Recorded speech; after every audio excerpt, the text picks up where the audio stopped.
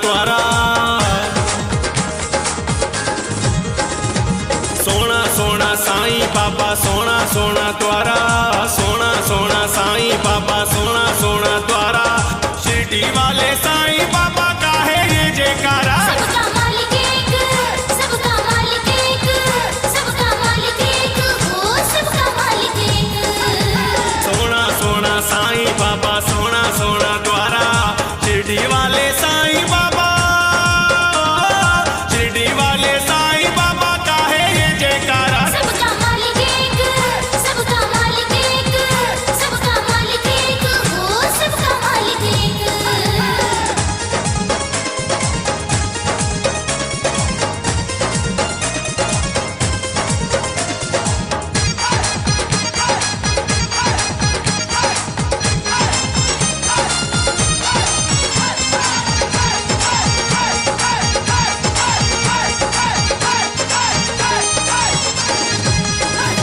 उपकार करते हैं उपकारी भोले भाले बाबा।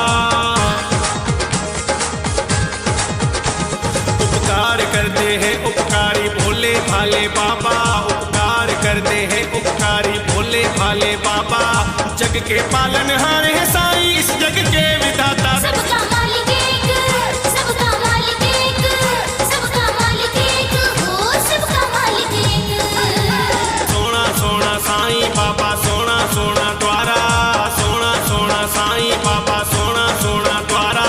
शिरडी वाले साईं बाबा का है ये जयकारा। सबका मालिक एक, सबका मालिक एक, सबका मालिक एक, हो सबका मालिक एक।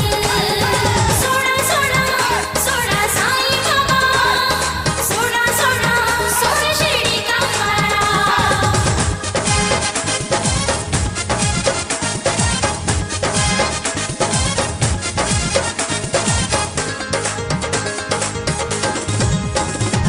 है गरीबों के रखवाले दीन दयालु दाता।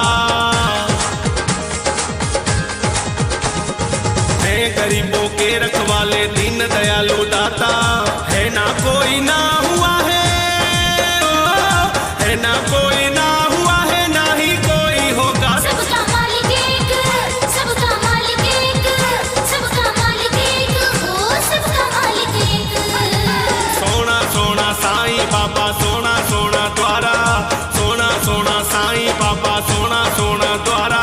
शिरडी वाले साईं बाबा का है ये जयकारा। सबका मालिक एक, सबका मालिक एक, सबका मालिक एक, हो सबका मालिक एक।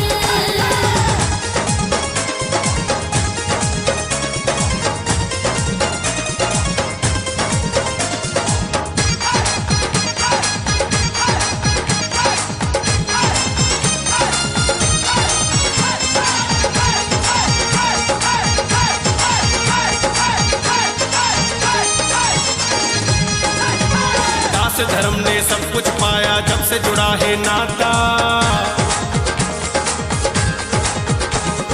दास धर्म ने